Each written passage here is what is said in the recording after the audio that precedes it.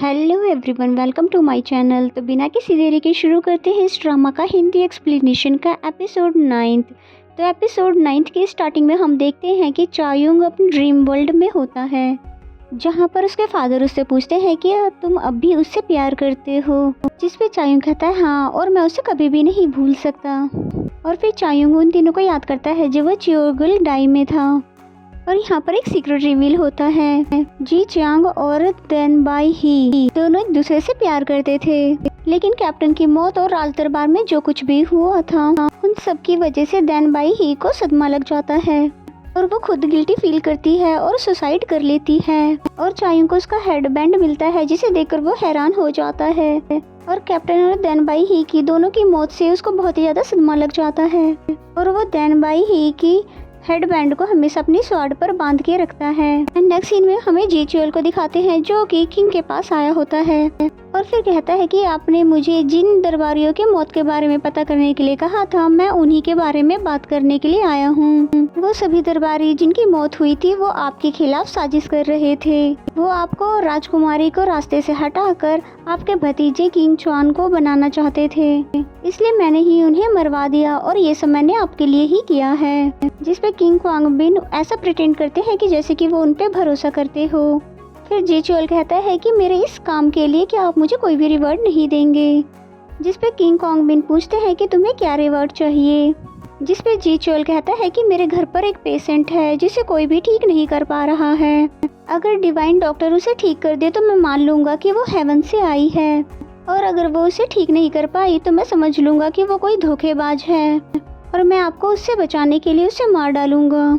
जिसपे king Quang बिन कहते हैं क्या तुम डर रहे हो कि वो मेरे लिए वफादार होकर मेरे लिए ही काम करेगी, और क्या इसीलिए तुम उसे मारना चाहते हो। जिसपे जी च्योल कहता है कि भला मैं क्यों डरूंगा, और मेरे पास तो पहले से ही स्पेशल पावर वाले लोग हैं जो कि मेरे वफादार है, और मैं जिसे चाहूँ जब चाहूँ वफादार बना सकता हूँ। जिसपे किंग क्वांग बिन उसे कहते हैं कि ठीक है, तुम डिवाइन डॉक्टर को ले जाओ, अगर 7 दिन के अंदर वो तुम्हारी वफादार हो जाती है तो मैं तुम्हारे लिए ही उसे काम करने की इजाज़त दे दूंगा, और अगर ऐसा नहीं हुआ तो तुम उसे वापस यहाँ पर छोड़ जाओगे।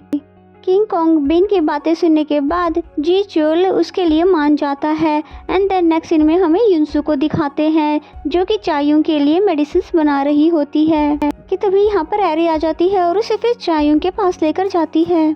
और वहाँ पर बाऊ मौजूद होता है, जो कि कहता है कि डॉक्टर देखिए, कैप्टन की बॉडी ठंडी होती जा रही है। इस पे युनसू उन्हें तुरंत ही डॉक्टर जैंग को बुलाने के लिए कहती है और वो उनका ऑर्डर फॉलो करते ही दोनों उन्हें बुलाने के लिए चले जाते हैं। और फिर युनसू जैसे ही उसकी बॉडी को चेक करती है तो वो सच में ठंडी हो रही थी और वो बहुत ज्यादा परेशान हो जाती है और फिर सीपीआर देने लगती है। दूसरी तरफ ड्रीम वर्ल्ड में उसके ऊपर बर्फ जमने लग जाती है और इधर इंसू बहुत ही ज्यादा रो रही होती है और साथ ही उसे होश में लाने की बहुत कोशिश भी कर रही होती है। तभी वहाँ पर डॉक्टर जैंग भी आ जाते हैं, जो कि चायुंग की बॉडी का पल्स चेक करते हैं तो उसे पता चलता है वो बंद आ रही है। और फिर डॉक्टर जैंग ये बात युनसू को बताते हैं तो युनसू बहुत ही ज्यादा रोने लग जाती है और कहती है कि तुम इस तरह से नहीं मर सकते हो, तुमने मुझे प्रोटेक्ट करने का और मुझे वापस घर पहुंचाने का वादा किया था और तुम मुझे इस तरह से छोड़कर नहीं जा सकते। और फिर और भी ज्यादा रोने लग जाती है और जैसे ही युनसू के आंसू उसके ऊपर गिरते हैं तो ड्रीम वर्ल्ड में उसके ऊपर से बर्फ पिघलने लगती है। और फिर डॉक्टर जैंग उसे दोबारा चेक करते हैं तो उन्हें फील होता है कि उसकी सांसें दोबारा से चलने लगी है। ये बात युनसू को बताते हैं तो युनसू थोड़ा रिलैक्स फील करती है। एंड देन नेक्स्ट सीन में हमें क्वीन को दिखाते हैं, जिसे ये बात पता चली है कि किंग डिवाइन डॉक्टर को जी च्योल को देने जा रहे हैं। तो वो सीधा किंग के पास आती है और पूछती है कि आप डिवाइन डॉक्टर को जी च्योल के पास क्यों भेज रहे हो, क्या आपको पता नहीं है कि वो चायुंग का इलाज कर रही है। और किंग क्वांग बिन को उनका यहाँ पर आना और इस तरह से बात करने बिल्कुल भी पसंद नहीं आता। और फिर किंग क्वीन को कहते हैं कि तुम युवान की प्रिंसेस हो तो इसका ये मतलब नहीं कि तुम मुझसे इस तरह की बात करोगे, तुम्हें बिल्कुल भी मैनर्स नहीं है। जिसपे क्वीन गुस्से में कहती है कि आप मैनर्स की बात कर रहे हो, बल्कि आपको तो ये भी नहीं पता कि आपको किसको प्रोटेक्ट करना चाहिए और कैसे प्रोटेक्ट करना चाहिए। अगर आप डिवाइन डॉक्टर को जी च्योल को दे दोगे तो चायुंग मर जाएगा और फिर आपकी प्रोटेक्शन कौन करेगा। जिसपे किंग कहते हैं कि अच्छा तो ये बात है, तुम इतनी जल्दी में यहाँ पर मेरी फिक्र में यहाँ पर आई हो और तुम इसलिए डिवाइन डॉक्टर के बारे में इतनी ज़्यादा सोच रही हो। और मैंने तो ये सुना था कि तुमने सीक्रेटली चायुंग को मिलने के लिए अपने रूम में बुलाया था, तो क्या ये तुमने मेरे लिए ही किया था? तो ये सुनते ही रानी बिल्कुल हैरान हो जाती है, जिस पे क्वीन बोलती है कि मुझे फ़र्क नहीं पड़ता कि आप मेरे बारे में क्या सोचते हो, और गलती तो मेरी ही है कि मैं गलत जगह पर गलत इंसान से गलत क्वेश्चन पूछ रही हूँ।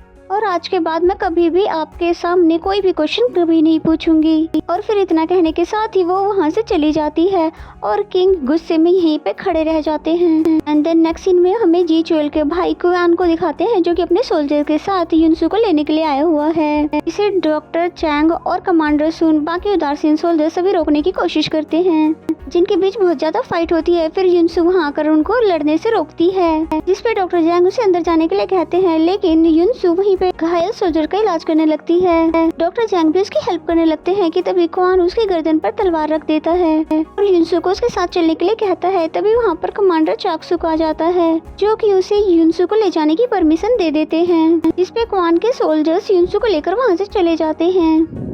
एंड देन नेक्स्ट सीन में हमें क्वीन को दिखाते हैं, जिसे युनसू को ले जाने वाली बात पता चल गई है, तो वो बहुत ही ज्यादा शॉक्ड हो गई है।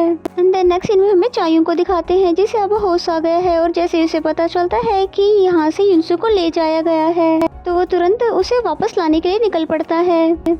और फिर वो जी चोल के पैलेस पहुंच जाता है, तो फिर डी यमुना उसको जी चोल के कहने पर अंदर ले जा रहा होता है। और अंदर जाते जाते चायुंग चारों तरफ युनसू को ढूंढ रहा होता है। तभी उसे चेयर पर बंधी हुई एक लड़की दिखाई देती है, जिसने युनसू जैसे ही कपड़े पहने हुए होते हैं, जिस पे चायुंग उसके पास जाने की कोशिश करता है, जिससे जाने से सोल्जर्स वहाँ के रोकने लगते हैं, जिससे फाइट करके वो किसी भी तरह वहाँ पर पहुँच जाता है। और उस चेयर पर युनसू जैसे कोट पहने हवासु बैठी हुई होती है, और फिर वो चायुंग के ऊपर एक ब्लास्ट करती है, जिस अटैक को अपने शील्ड से रोक लेता है।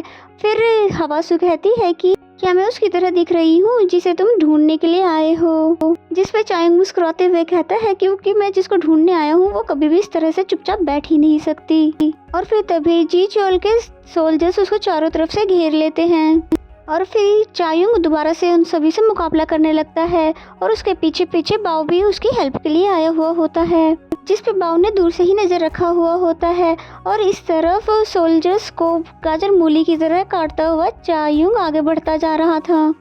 तभी जी चुएल जिम चुमना को इशारा करते हुए बांसुरी बजाने के लिए कहने लगता है, और फिर वो जैसे ही बांसुरी बजाना शुरू कर देता है, चायुंग जो कि पहले से ही बीमार होता है, और उसकी बांसुरी की आवाज़ सुनकर उसके कानों से खून बहने लगता है। और फिर तभी चायुंग अपने सुपर लाइटिंग पावर का यूज करते हुए आगे की ओर बढ़ता है, और फिर अपनी शील्ड फेंक कर जुमचुमना को मारता है, जिस वजह से उसकी बांसुरी हाथ से गिर जाती है। और फिर इसी सीन के साथ ये एपिसोड यहीं पे खत्म हो जाता है। और कहानी में आगे क्या क्या होने वाला है ये सभी बातें जानने के लिए आप पहले चैनल को सब्सक्राइब कर लें और बेल आइकन को जरूर प्रेस कर लें, ताकि आने वाले सभी वीडियो की नोटिफिकेशन आ जाएं। और अगर आपको मेरा वीडियो पसंद आता है तो वीडियो को लाइक करें और कमेंट करके ज़रूर बताएं ये एपिसोड आपको कैसा लगा। तो मिलते हैं नेक्स्ट एपिसोड में, तब तक के लिए bye bye and take care.